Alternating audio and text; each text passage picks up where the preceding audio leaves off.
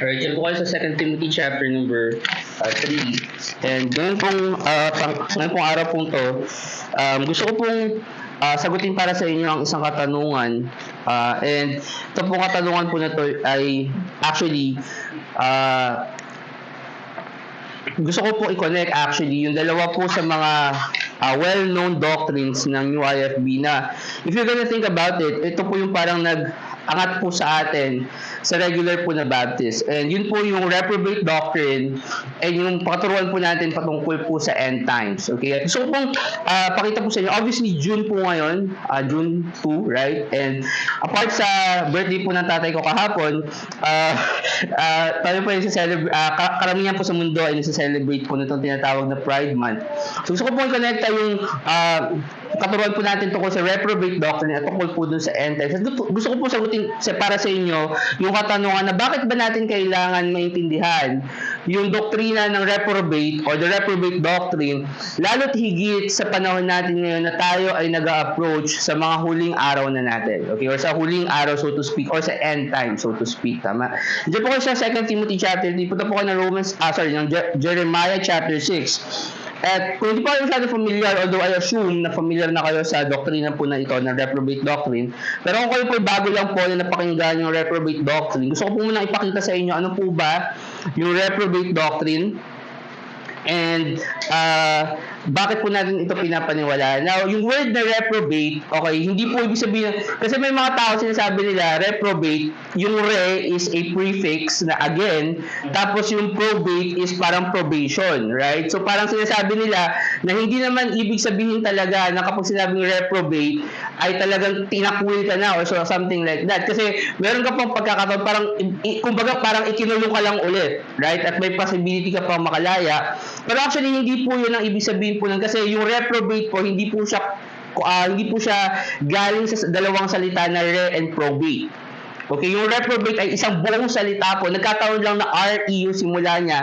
At kung titingnan niyo po sa dictionary, ito po hindi po ito Bible, galing po ito sa dictionary.com. Ang sabi po doon, a person rejected by God and is beyond the hope of salvation. Okay, so yan po ang dictionary definition ng salita po na reprobate. Actually, ang totoo po niyan, nung hinanap ko po ito sa internet, gusto ko lang po sabihin na ito pong kahulugan po na ito, nagbago na po ito. Kasi pag dati po, pag sinearch po yung Merriam Dictionary, kasama po ito sa mga definition ng Merriam Dictionary ng word na reprobate. Pero ngayon, pag tinignan nyo po, katulad pagtingin ko, you can double check on me, sa internet, sa Merriam Dictionary, hindi na po kasama itong definition na to ng reprobate. And I don't know why, pero yun po yung gusto ko po pakita sa inyo. Ngayon, kaya ko po sa inyo pinakita nandiyan sa Jeremiah 6. Kasi gusto ko po lang po sa inyo pakita, paano po natin dinidefine from the word of God yung salita po na reprobate. Tingnan niyo po yung Jeremiah chapter 6 verse 30. Sabi po doon, reprobate silver shall men call them. Ano po yung sabihin ng reprobate silver? Now obviously, yung iba siguro sa inyo wala pong idea kung paano po nagmimina. Ako din naman, hindi naman po ako minero. Pero ang general knowledge po is wala pong mineral sa lupa na pag minina ninyo is pure na mineral. Okay? So usually, for example, kung hanap ka ng ginto, hindi naman talaga ginto yung mahahanap mo ng malaking tipak ng ginto. Okay? Usually, gold ore yun na kailangan mo pang daanin sa proseso para makuha mo yung actual na ginto na may value. Right? And sinasabi ng Bible na kung sabi yung reprobate silver is nakahanap ka, so to speak, ng silver na ore, pero pinroseso mo yon at merong bahagi ng silver na yon na kumbaga rejected. Okay? And kung babasahin niyo po yung context ng Jeremiah 6, nagpapatungkol po ito sa mga tao na ayaw na po sumunod sa Diyos. Okay? And sabi ng Bible, reprobate silver shall men call them. Bakit daw? Because the Lord hath rejected them. So sabi ng Bible, reprobate silver sila ay itinakwil na. Bakit sila reprobate? Kasi tinakwil na sila ng Diyos. The Lord hath rejected them. Punta po kayo ng Romans chapter 1. Kasi ang itatanong ninyo, akala ko ba, Brother Chris, mapagmahal ang Diyos? Okay, akala ko ba lahat sa Diyos welcome? Akala ko ba ang Diyos ay Diyos ng second chances, third chances? And we all believe that. Lahat po tayo naniniwala na ang Diyos mapagpalang Diyos, ang Diyos mapagmahal na Diyos, ang Diyos ay Diyos ng pangalawang pagkakataon at probably third chances Pero hindi po pwedeng sabihin natin na unlimited chances tayo sa pagdating sa Panginoon. Kasi darating sa punto na ang tinuturo po ng Bible na ang Diyos ay may hangganan in terms of sa kanyang pagpapatawad. Okay? Kasi here's the thing. Pwede nyo sabihin, teka lang, Brother Chris, akala ko ba ang Diyos ay Diyos ng pag-ibig?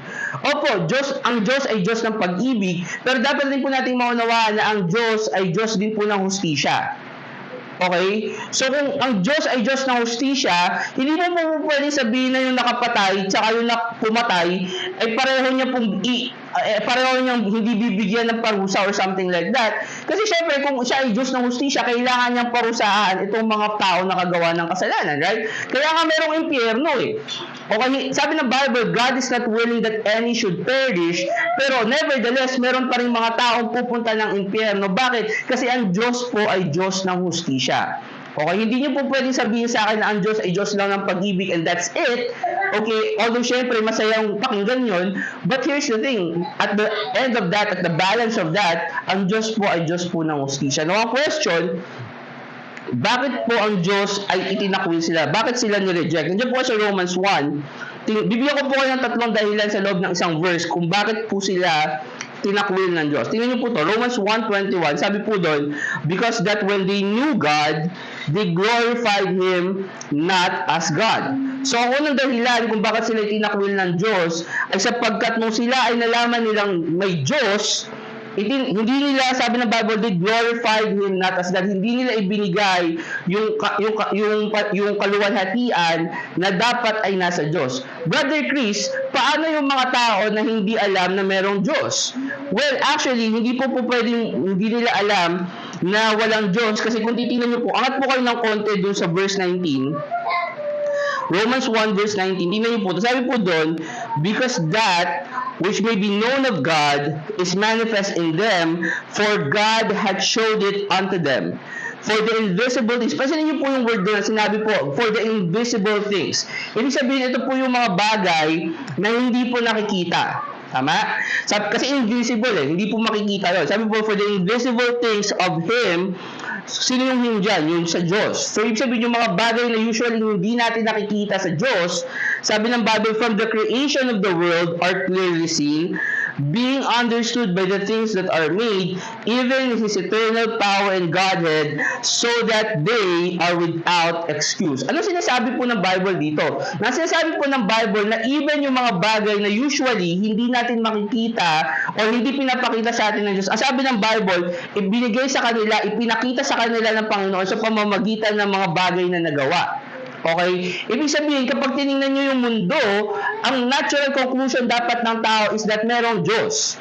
Okay? And number one, that's the proof na sabi ng Bible, the heavens declare the glory of God. Right? So kapag tumingin ka sa langit, tumingin ka sa mundo, tumingin ka sa creation, dapat ang natural, and that's the most logical thing, right, na pwede ninyong maisip na merong gumawa ng mga bagay na ito. Okay? Hindi po ito kagaling sa explosion or something like that. Kasi kung galing po ito sa explosion, hindi pwede natin gawin na magpasabog na lang tayo ng nuclear bomb. Tapos, di ba? I mean, taga-Japan si Brother Brian, wala po nangyari nung binomba ng US yung Nagasaki tsaka Hiroshima ng, di ba? Hanggang ngayon, wala pong tao doon. So, kasi, ang point, kung galing po sa explosion yung mundo, dapat meron po nabuo something na buhay nung binomba ng US yung Japan, yung some 100 years ago. No, pero, anyways, pinapoint out ko, evidence po yun na meron pong Diyos. Pangalawa, sabi ng Bible sa Romans 2, na lahat po tayo mga tao, binigyan po ng Diyos ng konsensya. Okay? So, hindi po aksidente na pinanganak kayo at sinabi at sa isip ninyo na masama ang pumatay ng tao. Okay? And I don't know, kasi I believe yung mga anak ko 4 and 3 years old, okay, alam po nila na masamang pumatay. Okay? And here's the thing, okay, hindi na po namin kailangan ituro sa kanila kasi embedded na po sa kanila, embedded na sa konsensya nila na masama po manakit ng tao, masama po pumatay ng tao or something like that because of the fact na meron po tayo, each individual po, for us, meron po tayong konsensya. Okay? So, hindi mo po pwedeng sabihin sa akin na, Brother Chris, hindi ko alam na merong Diyos Kasi sabi ng Bible, lahat po tayong mga tao, wala tayong excuse na sasabihin natin na walang Diyos. Okay? Pero itong mga tao na to, sabi ng Bible, when they knew God, they glorified Him not as God. Tabi po kayo ng verse 23, tingnan niyo po ito. Paano nila hindi binigay yung kalulatian sa Diyos? Tingnan po, sabi ng Bible sa verse 23, and change the glory of the uncorruptible God into an image made like to corruptible men and to birds and four-footed beasts and creeping things. Basahin ko po sa inyo sa Jude 1:4, sabi po doon, for there are certain men crept in unawares who are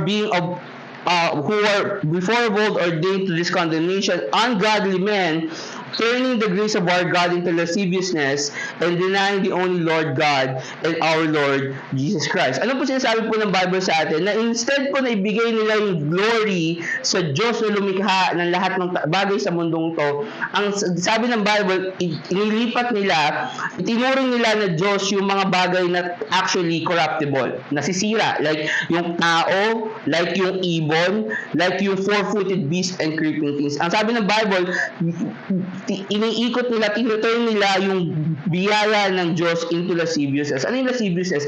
Ginagamit nila yung religion as a method para po makapang-abuso ng tao at the same time kumita po ng pera. Okay? And that's wicked. Okay? Let's tell it what it is. Masama po yun. Okay? Hindi na siya masama. I mean talaga napakasama niya pong bagay na ginagawa po nila. Okay? Ito po yung pangalawang reason. Nandiyan po sa Romans 1. Tingnan niyo po yung verse 21. Sabi po doon, because when they knew God, they glorified Him not as God, neither were thankful. So number one, hindi na nila ibinigay, hindi na nila kinilala yung Diyos bilang Diyos, hindi na nila binigay yung kalwalatian na dapat na ibigay sa Diyos. Pero pangalawa, hindi pa sila mapagpasalamat. Okay? As a matter of fact, okay, sila itong mga tao na nagko-question, right, kung bakit ganito yung mga bagay na ginawa ng Diyos, right? Like, makakita kayo ng mga tao na bakit, kung totoo may Diyos, bakit may kasamaan? Right? So, ibig mo sabihin na ang Diyos gumawa ng kasamaan? Or natural lang sa tao na may kasamaan siya dahil siya ay dahil meron siyang konsensya at pinili niya na gawin yung against dun sa conscience niya. Right? Hindi po Diyos yung may problema kung bakit may kasamaan sa mundo. Okay? Or something like, for example, and I'm gonna touch this later, pero di ba yung mga for example, yung mga bakla to, mga tomboy na to, di ba sasabihin nila, bakit kasi ako inilagay ng Diyos sa babaeng katawan ko, lalaki naman talaga ako, di ba? Right? Like, so ibig mo sabihin nagkamali ang Diyos? Right? I mean, hindi ka na lang magpasalamat na binigyan ka ng katawan ng Diyos, right? Bakit mo kailangan magreklamo kung ano yung meron? Kasi here's the thing, okay? Hindi ko sinasabi na kapag mareklamo ka, reprobate ka na or something like that. Pero isa mga dahilan ng Diyos kung bakit ni-reject niya tong mga tao na to is number one, hindi na nila binigyan ng kalulatian ng Diyos na nararapat sa Diyos. Pero pangalawa, hindi rin sila mapagpasalamat sa Diyos. Okay? And number 3, sabi po doon, neither were thankful but became vain in their imagination and their foolish heart was darkened. So pangalawa, nagkaroon po sila ng vain imagination. Ano po ibig sabihin ng vain? Ibig sabihin po ng vain, wala pong kwenta. Walang saysay. Okay, hindi po productive. Wala po kayong po pwedeng makuhanan na anumang magagawa sa or walang silbi, so to speak, no. Punta po ng verse 25. Sabi po doon, who changed the truth of God into a lie, Romans 1:25, who changed the truth of God into a lie and worship and serve the creature more than the Creator who is blessed forever. Amen. So isipin niyo, no, kasi di ba tayo, ito yung point ko di ba tayo mga tao, we strive for the best. Tama? Okay? So kung for example, merong mas magaling, di ba, na kunyari, for example, sa pagpili ng church, right? Kung let's say, for example, nag-start ako ng church dito, right? Tapos, let's say, for example, sa Tansa, biglang nandun si Pastor Stocky or si Pastor Anderson, for example, right? kung si Pastor Anderson biglang lumipat sa Pilipinas for whatever reason, and this is hypothetical, okay? Sa Tansa, doon siya nagpipreach na ngayon. I mean, I would get it if yung mga tao, kasi kahit naman ako, doon ako magsisimba, di ba? Let's break off, tigil na natin to, doon tayo magsimba sa church ni Pastor Anderson sa Tansa. Bakit? Kasi we desire the best. Okay? I mean, kung isipin mo, kung kaya mo rin lang naman mag-afford ng I don't know, ng M&M, di ba? The chocolate. Okay, mas gugustuhin mo pa ba yung Nips? Kasi mas better yung M&M kaysa sa Nips, right? Kasi mas gusto natin naturally, as people, as person, yung better. Right? Ito yung problema. Sabi ng Bible, dun sa Romans 1:25, worship nila yung creature more than the Creator. So makikita ninyo backwards kasi tayo mga tao naturally, ang gusto natin yun the best. So kung ikaw rin lang naman sasamba, sino sasambahin mo? Yung ginawa o yung gumawa? Siyempre, yung gumawa. Pero sila, baliktad sila kasi ang sabi ng Bible, ginawa nila na sambahin yung ginawa rather than dun sa gumawa. Right? So, vain. Walang kwenta. Right? And ito yung rason kung bakit sila nireject ng ganda. Ito yung question ko sa mga tao na nagsasabi na hindi dapat mapagmahal ang Diyos. Okay? Ilagay nyo yung posisyon ninyo sa Diyos. Okay? Kunyari kayo yung Diyos. Okay? Hindi ka na binigyan ng papuri. Hindi ka pa pinasalamatan. Tapos, iba pa yung isip sa'yo. Tama? Okay? So ngayon, tingin mo, hindi mo ba sila i-reject? Ano magpakatotoo tayo? Kasi kung ikaw, nandun sa sitwasyon ng Diyos, I believe hindi mo na sila kakausapin, ayaw mo na silang makita, okay? Tapos ngayon ikaw, gusto mo yung Diyos, kausapin pa rin sila? Lapitan pa rin sila? Hindi ba parang hypocrisy yun? Right? Kasi kung ikaw, ilagay mo yung sitwasyon sa Diyos, yung sitwasyon mo sa Diyos, syempre ayaw mo nun. Ayaw mo na hindi ka bigyan ng papuri, ayaw mo bigyan na hindi ka pasalamatan, ayaw mo na ituring ka ng kung ano man lang, right? Pero itong mga tao na to, gusto nila sabihin, hindi, ang Diyos ay pag-ibig, hindi siya dapat nagre-reject and blah blah blah. Well, sorry, pero kung ikaw ang Diyos, hindi mo gagawin yon, right? Going through to John 12. John 12. So ano yung resulta, Brother Chris, nung sila ay nireject ng Diyos? Ang resulta po nun, dahil sila po ay nireject ng Diyos, binigyan po sila, sabi po dun sa bandang dulo ng Romans 1:21, sabi po dun, their foolish heart was darkened. Okay, ano pong ibig sabihin po nun? Ang ibig sabihin po nun is the fact na hindi na po sila pwedeng manampalataya sa Panginoong Hesukristo. And importante po ito, especially sapagkat tayo ay nagtuturo na ang kaligtasan po ng kaluluwa ng tao ay sa pamamagitan ng pananampalataya lamang.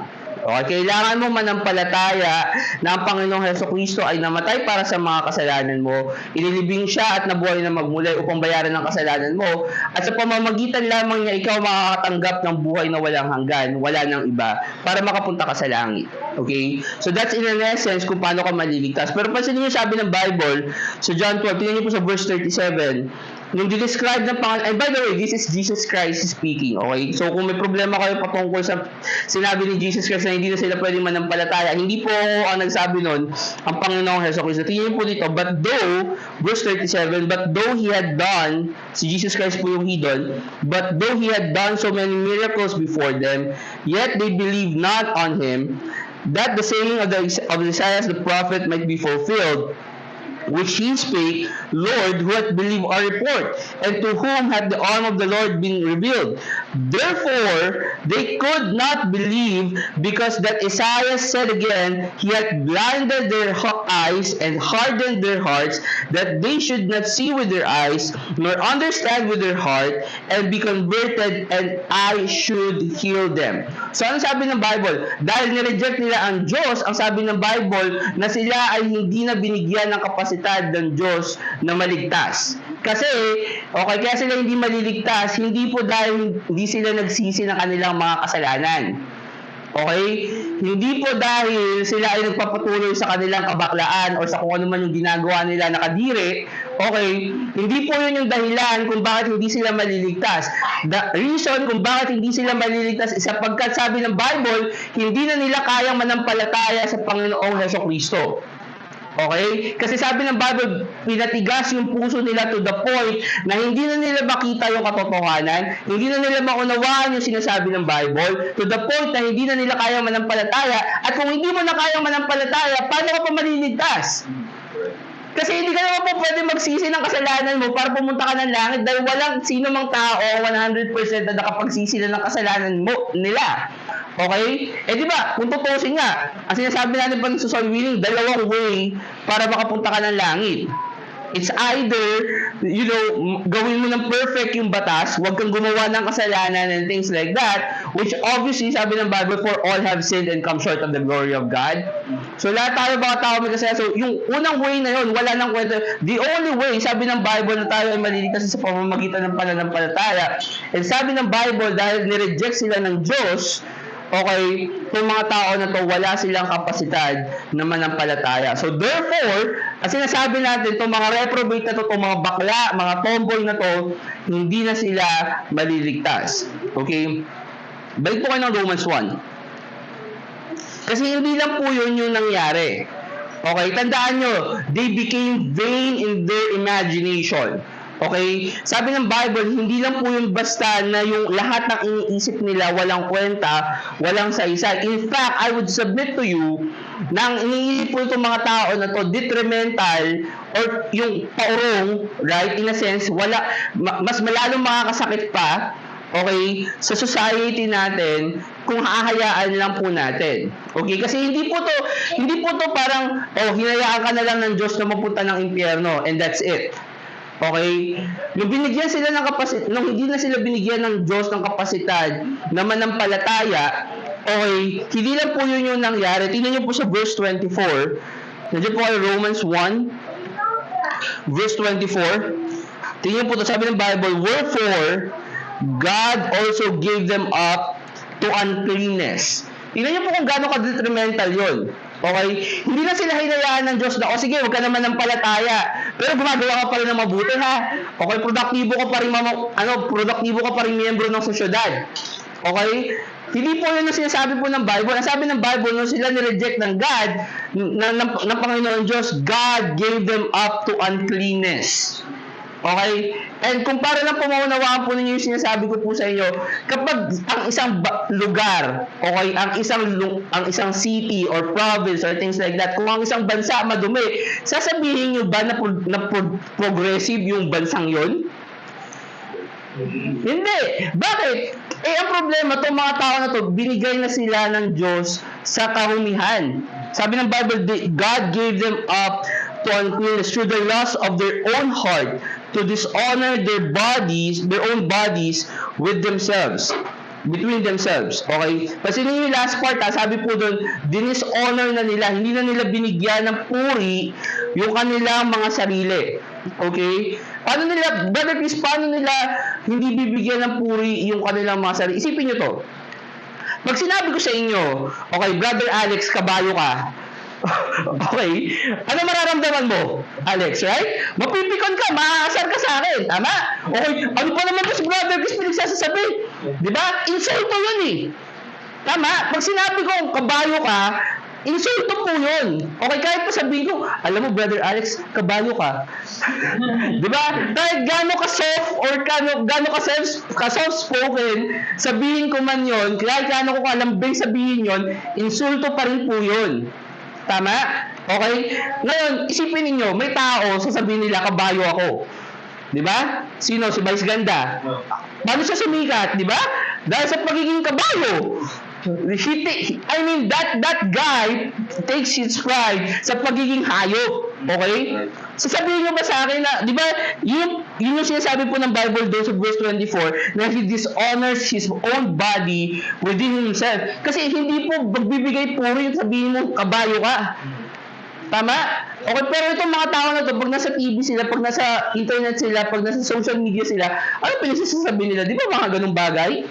Right? Bakit? Kasi nga po, ang gusto ko maunawaan ninyo, yung mga tao na to, hindi lang po sila basta binigyan ng kapasidad, hindi na sila basta tinanggalan ng Diyos ng kapasidad na manampalataya, but rather, binigyan sila ng kaisipan na detrimental or makakasira sa sosyedad sa bansa natin as a whole, sa society natin as a whole. Okay? Tanong po ano verse 25. Sabi po doon, Romans 1:25, sabi po doon, for this cause, God gave them up unto vile affections. Ano po yung vile? So, kanina nakita natin sa verse 24, sabi po doon, binigay sila sa karumihan, pero pangalawa, sabi po doon sa verse 26, God gave them up unto vile affections. Ano po yung vile affections? Ito po yung sabi na, ang dictionary definition po ng vile is extremely unpleasant. Hindi po kalugod-lugod. At pansin niyo yung susunod the word ha, sabi po doon affections. Ano po ibig sabihin ng affections? Yung mga bagay na mahal mo. So, ibig sabihin, itong mga tao na to, hindi lang sila marumi, but rather, sabi ng Bible, itong mga tao na to, okay, mahal nila yung karumihan. Okay, yung unpleasant things na sasabihin mong karumal-dumal, so to speak, mahal nila yung mga bagay na yun. Paano nila pinakita yon? Tingnan niyo po, sabi ng Bible, for even the woman did change the natural use into that which is against nature. Okay, ngayon, sa Brother Chris, ano po yun? Kasi ito po dapat yung maunawaan sa King James Bible. Bakit supreme at bakit po magandang basahin at bakit po tinuturing natin na ultimate authority po natin ng King James Bible is because of the fact na hindi lang po niya basta sinabi na mga bakla tomboy sila. Okay, dinescribe po niya, majestically speaking, kung ano po yung sinasabi ng Bible, kung ano po yung ginagawa nila. And sabi ng Bible, ang ginawa po nila is yung kanilang mga kababaihan, binago po nila yung natural na gamit po sa kanila. Okay, ngayon, ano pong ibig sabihin nun? Tandaan po natin na nung ginawa si Eva, ang sabi ng Bible, he's a helpmeet to men. Okay, ang sabi ng Bible, when Adam knew his wife Eve, she conceived. Okay, so yun po yung purpose, isa sa mga purposes rather ng mga kababayan is para magkaroon siya ng asawa, suportahan niya yung kanyang asawa, at magkaroon po sila ng mga anak, right? That is the natural use of the woman. So ngayon, sabi ng Bible, iniwan nila yon. Okay, sabi ng Bible, for even the woman did change the natural use into that which is against nature, verse 27, and likewise also the men. Ano sinabi ng Bible? Katulad din ng mga kalalakihan. So, iniwan na ng mga babae yung natural na paggamit sa kanila o natural na gamit nila. Pero sabi ng Bible sa verse 27, and likewise also the men, leaving the natural use of the woman, burned in their lust one toward another, men with men, working that which is unseemly, and receiving in themselves that recompense of their error, which was meat. So, ano sinasabi ng Bible? Sinasabi ng Bible, ito yung men and men, gusto nilang gawin yung bagay na ginagawa dapat ng men and women. Okay? And what I mean is, kapag ang lalaki, babae, kinasal, they're expected to be in a physical relationship na magkakaroon po sila ng mga anak. So ngayon, ang sinasabi ng Bible na itong mga tao na ito, malalaman nyo daw, okay, malalaman nyo daw na itong mga tao na ganito yung tao, na reprobate yung tao, okay, isa sa mga bagay na dapat na makikita ninyo is sila ay men with men, okay, they are doing that which is ginagawa nila yung bagay na dapat ang gumagawa lamang ay lalaki at babae. Whether lalaki ka man sa lalaki or babae man sa babae. Okay? I'm sorry this is an unpleasant subject, pero gusto ko po maunawaan niyo po ito. Kasi later, gusto ko po maunawaan niyo na hindi lang po pride parade, okay, ang magiging problema natin sa Pilipinas. Okay? Hindi lamang po yung pag-explode itong mga bakla, mga tomboy, ang magiging problema po natin sa Pilipinas. Kaya dapat maunawaan po natin itong reprobate doctrine na to, sapagkat gusto ko po maunawaan niyo na kapag ang isang tao, okay, hindi po siya nagiging reprobate dahil ginawa niya na po yung act. Nakuha niyo po ako? Ibig sabihin, kapag ang isang tao, kunyari, lalaki, nakipag-relasyon siya sa kapwa niya lalaki, okay, hindi po yun yung naging dahilan kung bakit sila naging reprobate. Okay? Naging reprobate sila, kaya nila ginawa yun. Okay? Kaya ka nakikipagrelasyon, okay, sa isang tao, okay, nakapwa mo, nakapareho ng kasarian mo is because of the fact na meron ka ng vile imagination. Right? Kasi ang natural is kung lalaki ka, ang hahanapin mo na maging partner in life, hindi lalaki. Right? I mean, kung ikaw babae, hindi ka maghahanap ng kapwa mo lalaki para kapwa mo babae para maging partner in life, so to speak. Kasi vile imagination po yun, kasuklam-suklam po yun. Tama? Kung hindi po kayo naniniwala, nung panahon namin, 90s po ako, okay? 34. Palang po ako. So, 90s po ako. Nung panahon po namin, kapag sinabihan kang bakla, insulto po yun. Naunawaan niyo ako? Okay, kapag sinabihan kang bakla, insulto yun sa labas. Okay, ngayon, kapag sinabihan kang bakla, hindi na insulto yun, compliment mo eh. Okay, and that's what? 20, 30 years ago? Right? So, isipin po ninyo kung ano po yung kakaibat na sosyedad natin. Okay, kung parang tayong umuusad, okay, so makikita po ninyo, ang point ko, okay, magiging kang, kaya mo ginagawa itong mga bagay po na to is because of the fact na meron ka ng reprobate mind. Hindi ka po kasi maraming inisip nila, nagawa ko na to, so ibig sabihin ba ito, reprobate na ako. Hindi ka reprobate kung naniniwala ka pa sa Diyos. Okay? Pero here's the thing, ito sigurado ko, okay? Si Vice Ganda, reprobate, okay? Sino pa yung si Chocolate, reprobate, okay, si Boy Abunda, reprobate, okay, lahat ng bakla na nakikita ninyo sa palabas, sa sine, sa poster or whatever, okay, kapag sila willingly na inaamin na nila na ganito kami at ang gusto namin ay lalaki din at mukha din silang lalaki, okay, kasi minsan mukha na nga silang hayop eh. But anyways, right, mukha din silang lalaki, but here's the thing, okay, reprobate na po yun. Okay? At alam niyo kung bakit ko to I'm getting ahead of myself. Pero punta po kayo ng Luke chapter number 12. Sorry. 1 Corinthians 1 po. Punta kayo 1 Corinthians 1. So, ang dahilan, ang question, Brother Chris, yun po yung reprobate. Ang question, bakit natin kailangan itong maunawaan, especially sa panahon po natin ngayon? Kasi alam nyo, ako po naniniwala, siguro nung panahon ng mga lolo-lola natin, okay, hindi po masyadong tinuturo ito. Kasi parang, alam nyo yun, hindi sila nakakakita ng bakla sa kalsada, okay? I mean, generally, okay, syempre makikita mo dati si Dolphy, and I think that's one of the reasons kung bakit masyado tayong open. Kasi even si Dolphy before, yung mga palabas nila na nagko-crossdress sila, yung mga akala mo nakakatawa, di ba? Okay, so yun yung isa sa mga dahilan kung bakit masyadong brainwash yung society ng Pilipinas ngayon. But nevertheless, okay, I believe na kukunti pa lang din naman nung mga panahon ng mga lola-lola natin, yung mga nagko-crossdress or yung mga aminadong bakla sila. So I don't think na maraming preachers at the time ang nagtuturo tungkol sa reprobate doctrine or pinapakita nila kung gaano ka disgusting or karumal-dumal tong mga tao na to. But sa panahon po natin ngayon, importante po ito. Okay? Now, medyo mahaba po yung dahilan ko sa inyo. Yung isang dahilan ko sa inyo. Pero gusto ko po i-breakdown po ito sa inyo. Number 1 po, gusto ko po maunawaan po natin na tinuturo po sa atin ng Diyos, ng Panginoong Jesucristo, na mag-antay po para po sa kanyang pagbabalik. Okay? Nasa 1 Corinthians 1 po. Kaya niyo pong basahin ko po sa inyo yung Luke 12 verse 37. Sabi po, blessed are those servants whom the Lord when He cometh shall find watching. Verily I say unto you that He shall gird Himself and make them to sit down to meat and will come forth and serve them. Pansinin niyo po sabi ng Bible sa 1 Corinthians chapter 1, tingnan niyo po sa verse 4.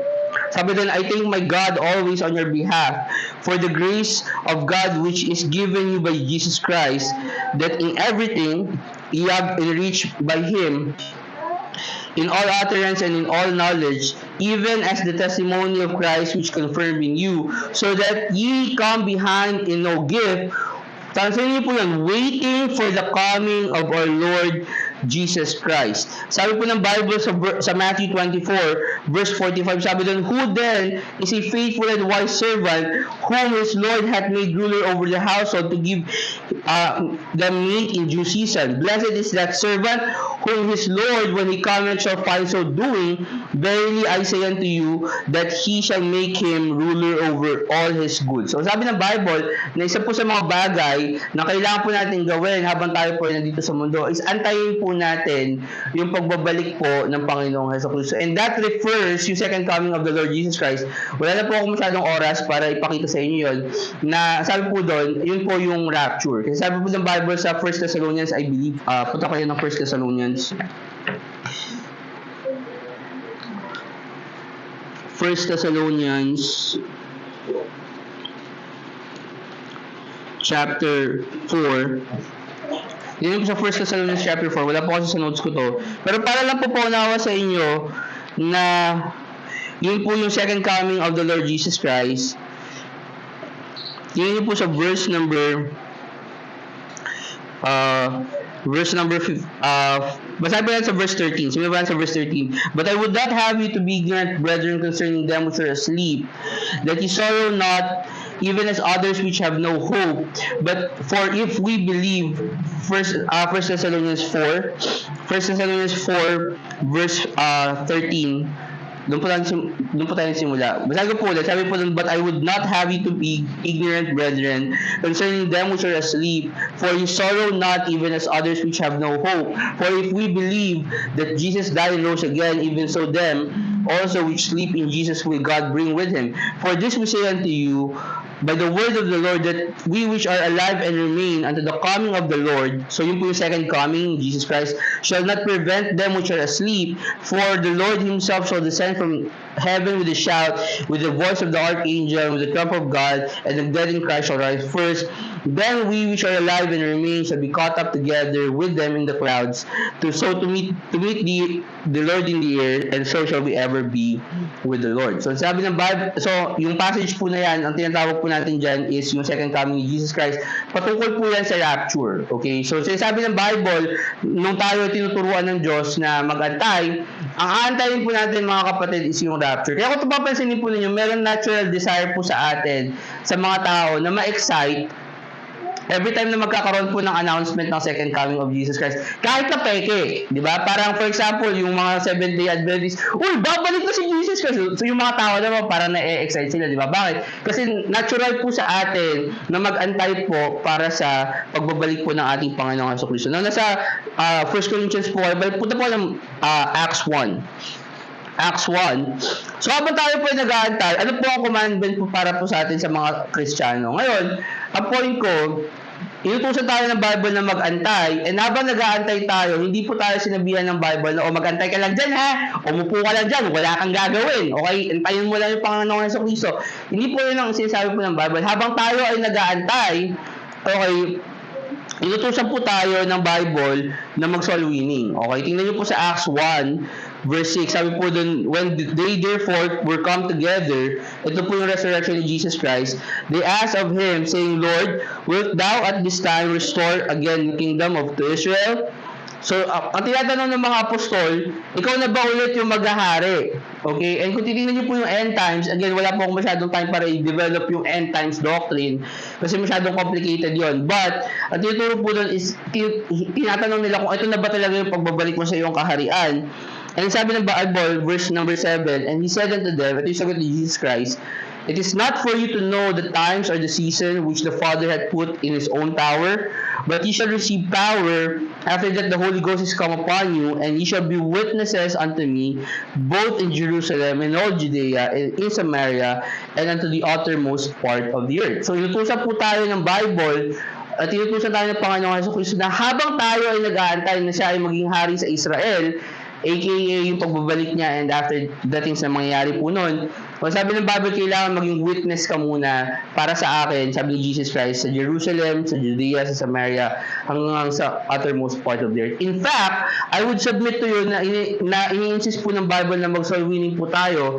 Kasi kung titingnan niyo po yung Matthew 24, hindi nyo po kailangan pumunta doon. Basahin ko na lang po sa inyo yung verse 14. Pero gusto ko po maunawaan po ninyo, yung Matthew 24, yun po yung essential passage patungkol po sa end time. So kung meron po kayong babasahin, obviously the book of Revelation, patungkol sa end times, pero ang isa sa mga pinaka, kumbaga summary ng mangyayari po sa end times is yung Matthew 24. Okay? Huwag po kayo maniwala sa mga ibang preacher na sasabihin nila para sa Hudyo yun, okay, or whatever. Para sa inyo po yun. Kaya nga po nasa Bible ninyo eh, okay? Kasi kung para sa Hudyo yun, dapat nasa Torah yun. Okay? Dapat nasa Talmud yun kung para sa Hudyo yun. Okay? Pero dahil nasa Bible po yan, para sa inyo po yan. Okay? So basahin niyo po yun.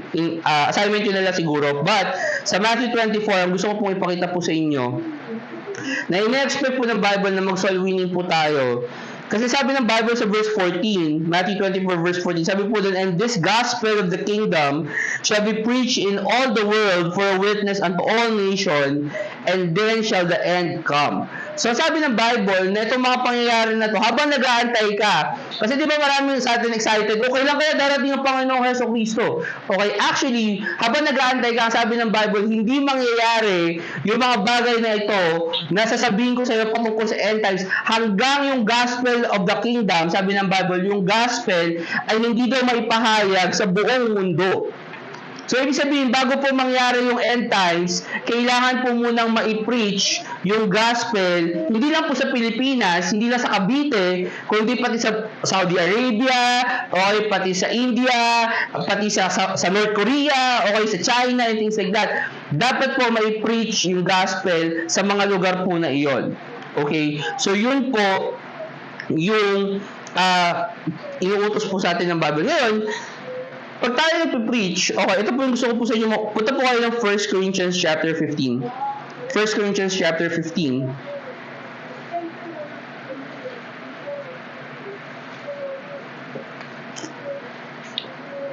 So, kaya po ninyo dapat maunawaan po ito bilang saved people, ito pong reprobate doctrine, na may mga tao na hindi na po maliligtas, okay, sapagkat kayo po ay nagsusol winning. Okay? Kasi, here's the thing, okay? Kapag po kayo nagsusol winning, meron po kayong tendency, especially po dito sa Pilipinas, okay, na mamili ng kausap po ninyo. Okay? At gusto ko po maunawaan po ninyo na minsan, hindi po natin kailangan sayangin yung effort po natin para sa mga tao na mukha naman talagang hindi maliligtas. Okay? What I mean is, if nakakita ka sa labas, okay, let's say for example ganito, okay, nakita mo si Vice ganda sa labas.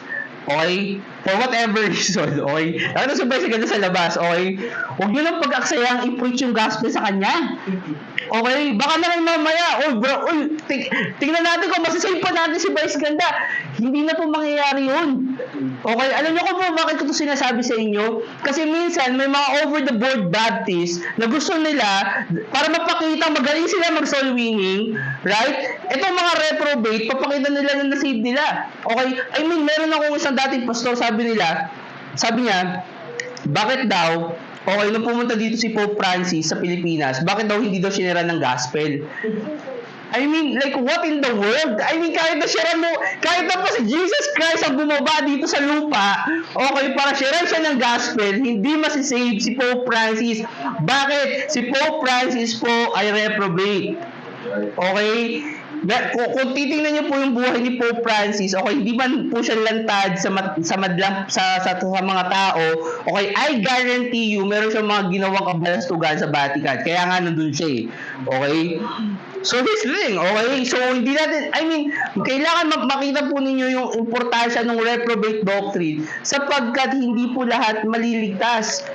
Kapag nakakita kayo ng, alam niyo yun, lalaki, okay, and ayaw i-define, pero mukha siyang babae at aminado siyang bakla siya or whatever, huwag nyo na lapitan. Okay? Huwag nyo lang sayangin yung effort ninyo na bigyan siya ng tracks, okay? At mas lalong huwag nyo pong ibibigay yung tracks natin, ha? Okay? Kung aksidenteng, ako na po nagsasabi sa inyo, pag binigay nyo yung tracks at aksidenteng nalaman ninyo na bakla pala, bawiin po ninyo, okay? Please. Okay? Kasi baka may pumunta pa yan dito, okay? Tapos mahirapan pa tayo. Okay? I-invite mo ako ni brother ganito, okay? So, Huwag niyo pong gagawin yun, okay? Right? Kasi hindi po sila may... Tingnan niyo po yung sinasabi po ng 1 Corinthians chapter 15 verse 1. Sabi po doon, moreover, brethren, I declare unto you the gospel which I preach unto you, which ye also have received and wherein ye stand. Ano po yung gospel? Tanong po kayo ng saglit sa verse 3. Kasi mamaya papakita ko po sa inyo yung verse 2. Pero verse 3 po muna tayo. Para lang ma-define natin kung ano yung gospel. Sabi po doon, for I have delivered unto you first of all that which I also received, how that Christ died for our sins according to the scripture, and that he was buried, and that he rose again the third day according to the scriptures. So yun po yung gospel in short. Ang gospel po ay ang Panginoong Jesucristo ay namatay para sa ating mga kasalanan, nilibing po siya, at siya po ay nabuhay na magmuli. Pansinin niyo yung verse 2. Sabi po doon, by which also ye are saved, if ye keep in memory that which I preach unto you, unless ye have believed in vain. Ano po sinasabi ni Paul doon? Kasi sinasabi ni Paul, naligtas ako sa pamamagitan ng gospel. Okay?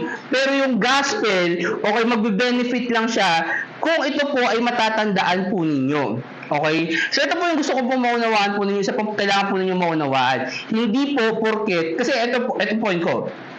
May mga tao, katulad sinabi ko kanina, hindi po maliligtas ang mga bading or whatsoever. Pero from time to time, makakakita kayo ng, alam niyo yun, ng flaming sodomite sa internet na sasabihin niyo, naligtas ako!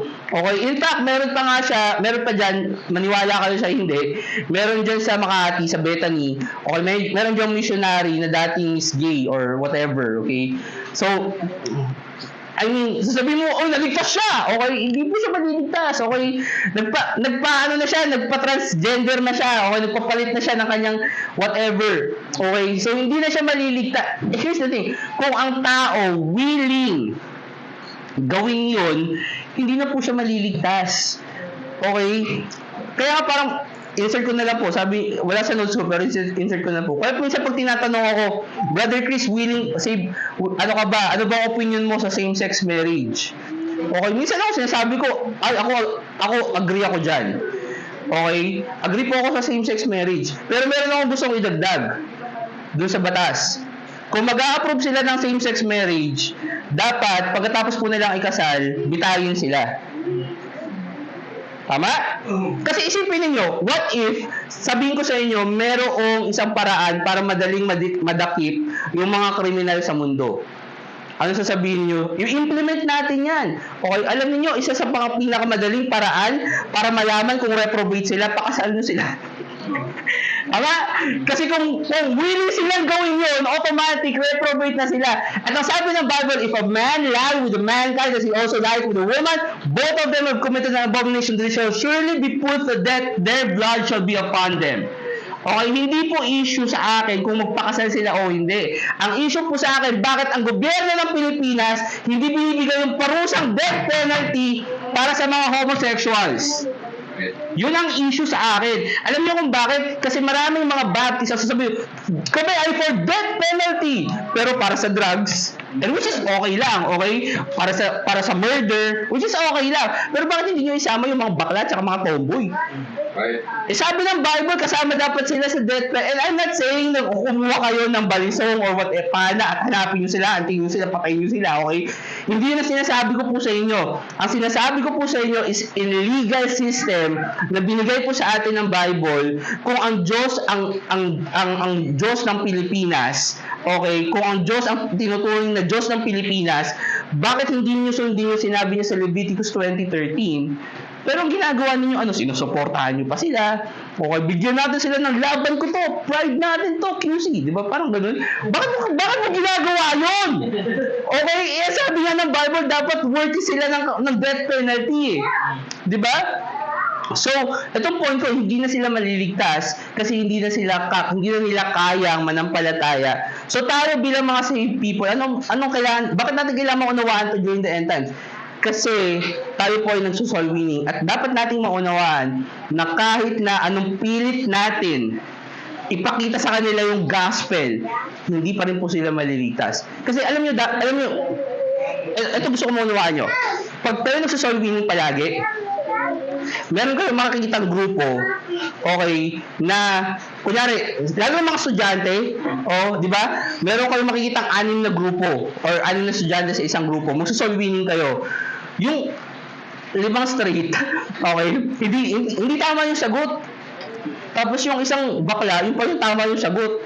So, if mo ba sabihin, hindi naligtas yung bakla? Eh, alam nyo naman, tama naman yung sagot niya. Hindi po, kasi nga bakla eh. Okay? Ito ang point ko. Alam nyo kung sino mas paniniwalaan ko? Itong Bible. Okay, kahit na sabihin nyo pa sa akin, hindi naniwala siya eh. Hindi po, sabi po ng Bible kasi reprobate sila. Okay, tingnan nyo po si Peter. Hindi po tayo pupunta ng 1 Peter. Pero sabi po dun sa, I believe 1 Peter po yun, na nakita niya si Jesus Christ nag-incarnate. Okay, ang tawag doon? Nakita niya si Jesus Christ na nag-transform as God, right? Nag-transfigure si Jesus Christ. Nakita ni Peter sa buong mata niya na nag-transfigure si Jesus Christ. Pero ang sabi niya, alam nyo, we have a more sure word of prophecy. As sinasabi ni Peter, hindi yung nakita ko totoo, okay, pero ang mas paniniwalaan ko pa rin yung Bible. Yun nakasulat. Okay, so tayo po, ganun din po dapat tayo bilang mga mananampalataya, na kapag nakakita tayo ng, so to speak, parang bakla na na-save or whatever, hindi siya totoo na-save. Kasi number one, alam nyo, simple kasi ang gospel eh. Madali pong i-explain ang gospel. Okay? Kaya madali rin po para sa mga reprobate na to na sagutin ng tama yung sagot. Sagutin ng tama yung tanong. Okay? Ang problema, naniwala ba talaga sila doon sa sinasagot nila? And I don't believe na naniwala na po sila. Napunta po kayo ng 2 Peter chapter 3. Doon po tayo sa text natin kanina. 2 Peter chapter 3. So yun po yung unang gusto ko pong ipakita sa inyo na habang tayo ay nagso-soul winning, dapat po natin maunawaan yung reprobate doctrine during end times kasi marami pong tao na akala natin maliligtas pero hindi pa rin pala.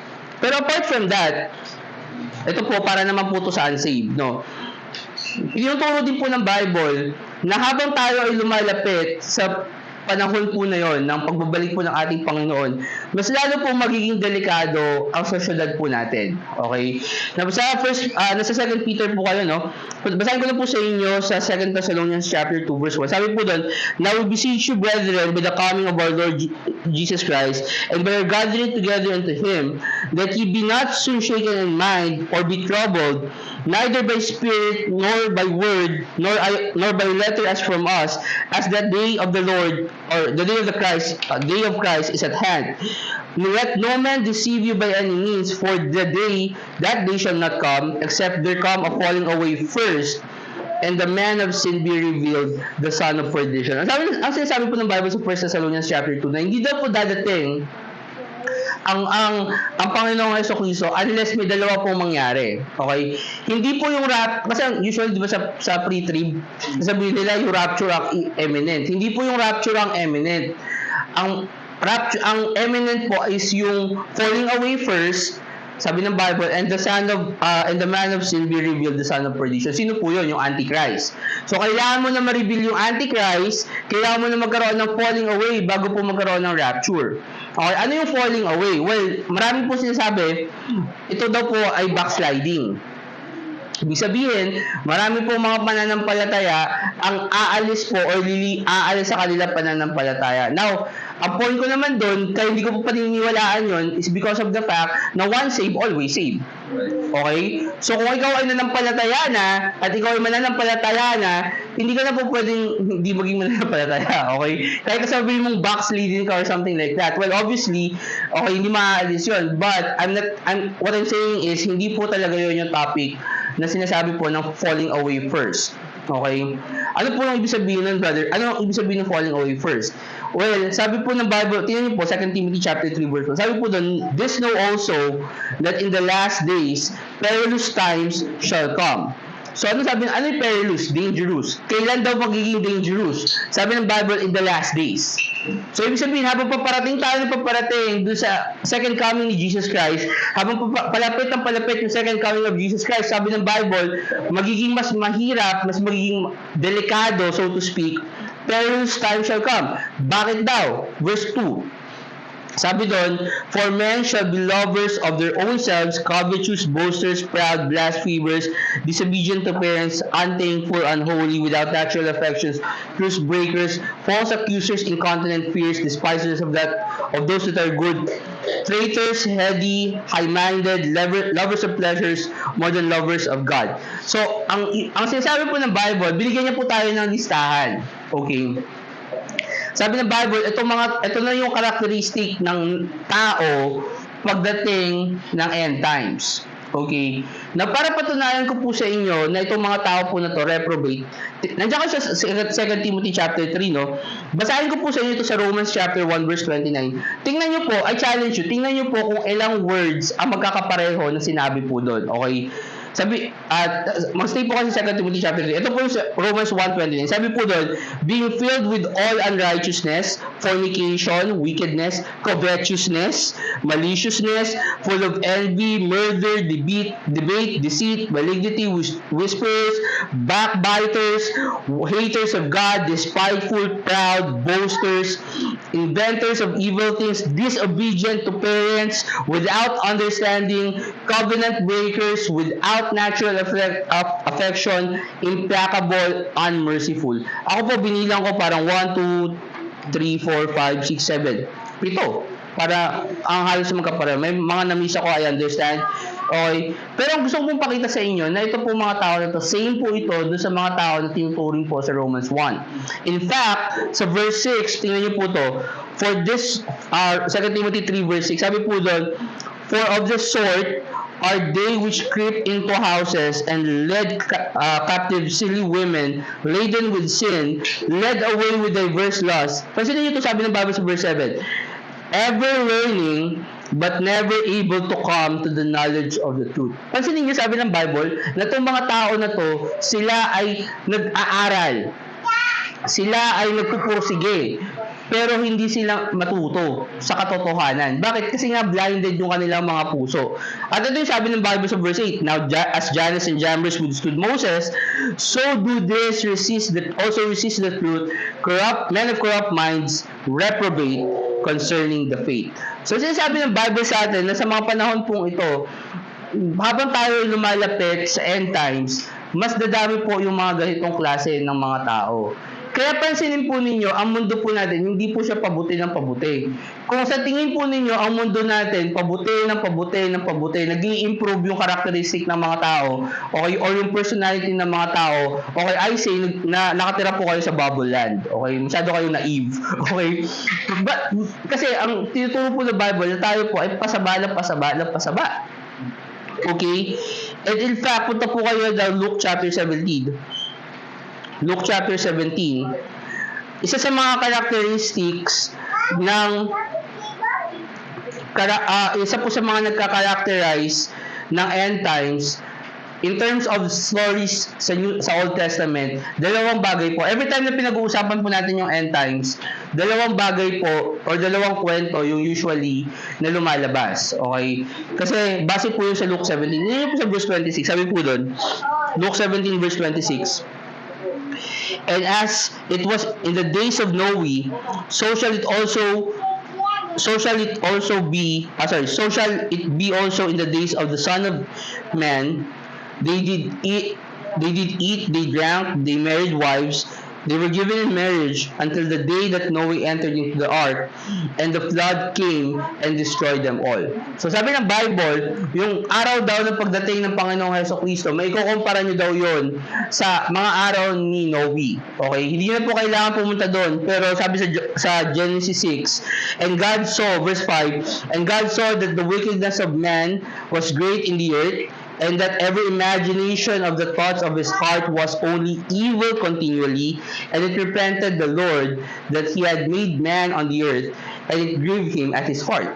So sabi ng Bible, noong panahon ni Noe, okay, sabi ng Bible, ang tanging imagination lamang ng tao sa puso niya ay purong masama. Kaya binaha ng Diyos yung buong mundo. Think about that, right?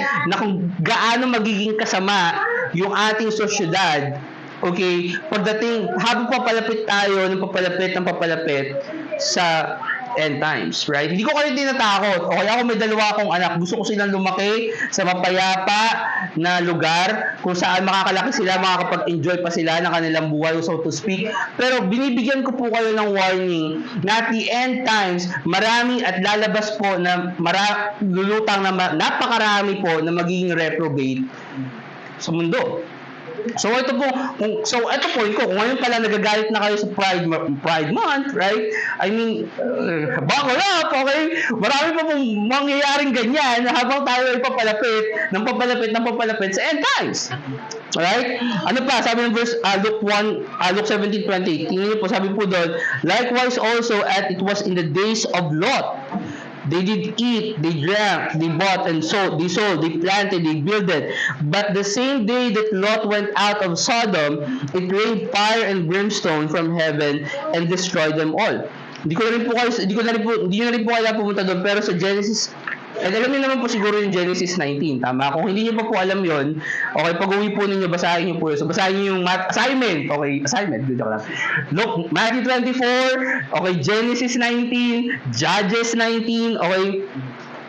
Sabi po ng Genesis 13 verse 10, sabi po dun, and Lot lifted up his eyes and beheld all the plains of Jordan, that it was well watered everywhere, before the Lord destroyed Sodom and Gomorrah, even as the garden of the Lord, like the land of Egypt, as thou comest to Zoar. Verse 13, sabi po dun, Genesis 13:13, sulat na lang po to, but the men of Sodom were wicked and sinners before the Lord exceedingly. So, before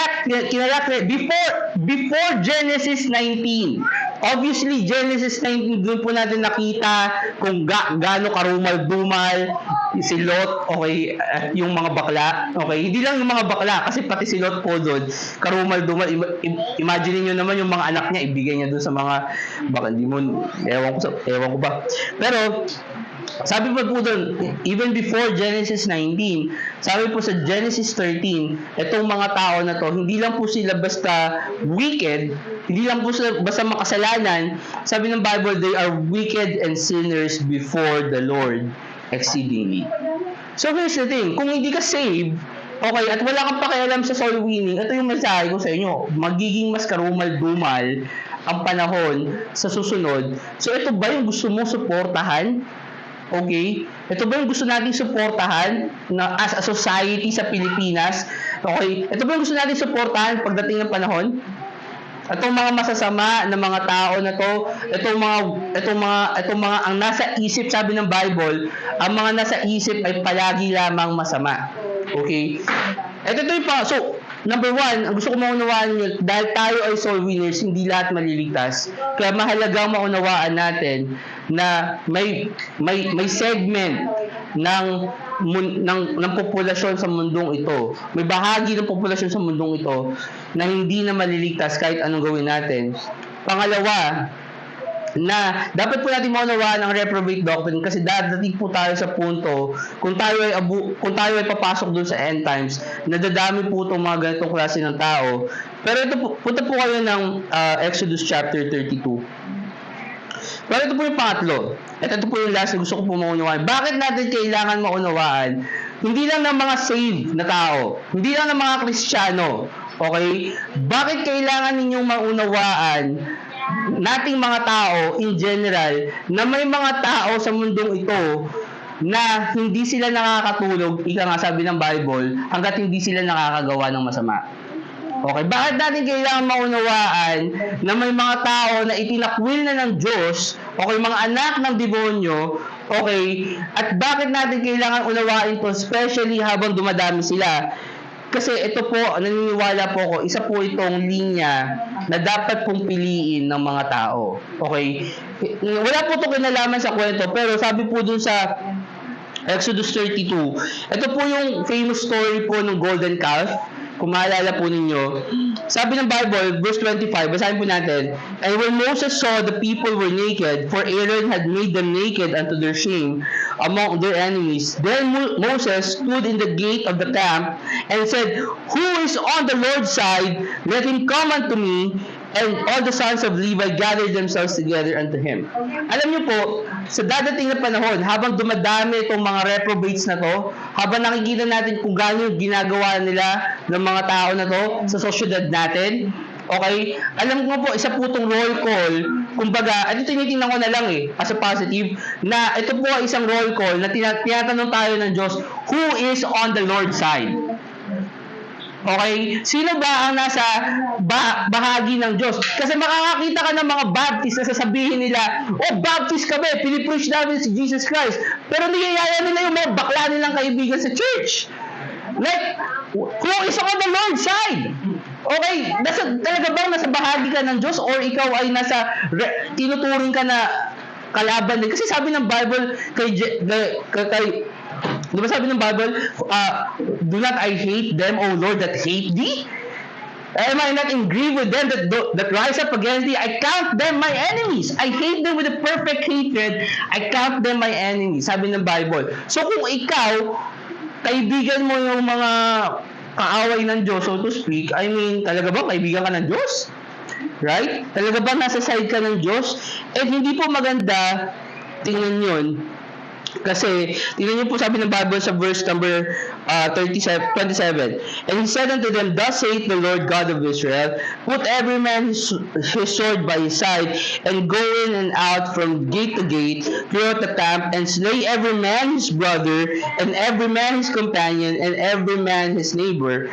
And the children of Levi did according to the word of Moses, and there fell the people that day about 3,000 men. For Moses had said, Consecrate yourself today to the Lord, even every man upon his son, and upon his brother, that he may bestow upon you a blessing this day. Anong gusto kong punawa po sa inyo mga kapatid? Sabi po doon, gusto ko pong i-underline po ninyo kung po pwede sa Bible niyo, and slay every man his brother, and every man his companion. Alam niyo kung bakit? Kasi alam niyo kung bakit maraming sensitive sa ganitong issue, lalo sa Pilipinas? Okay, kasi napakarami nila dito sa Pilipinas. Usually, meron kang katrabaho na ganun. Okay? Lalo na sa akin kasi teacher ako. May estudyante akong ganun. May katrabaho akong ganun. Buti na lang yung boss ko, hindi ganun. Okay?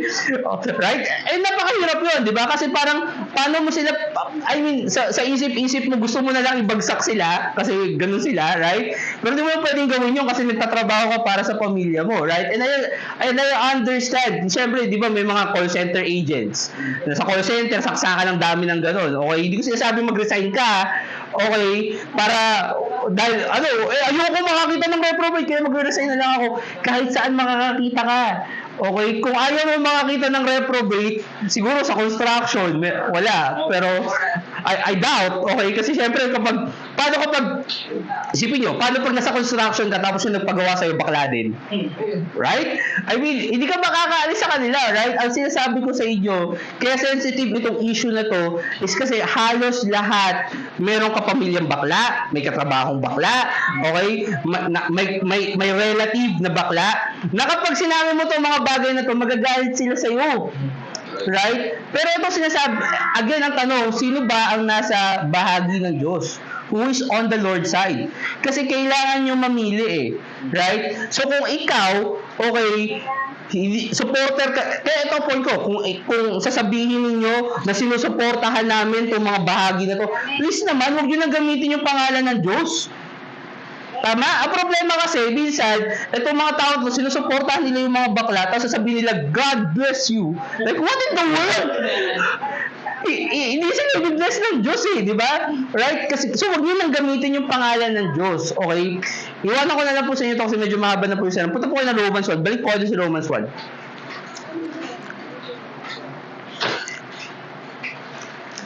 Sabi ko po sa inyo, ito po ay roll call. So kung kayo, napakinggan nyo itong sermon na to at sinasabi nyo, agree ako sa iyo, Brother Chris, hindi sila dapat na binibaby or hindi sila dapat nire-respeto or things like that. Okay? Well, join the club!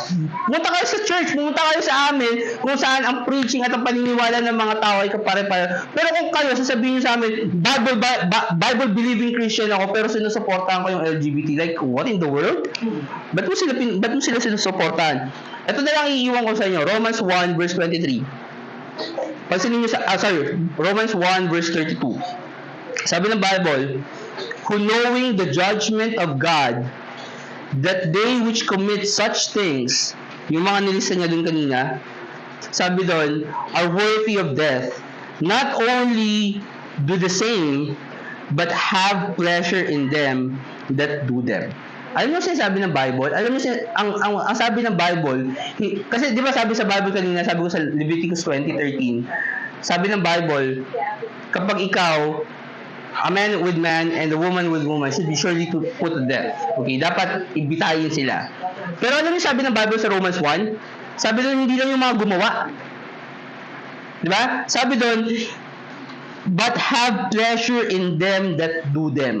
Kung ikaw, nagte-take pleasure ka sa kapanonood mo kay Vice Ganda, alam mo ako interpretation ko, and this is only my interpretation, dapat kasama ka dun sa mga dapat ipapatay.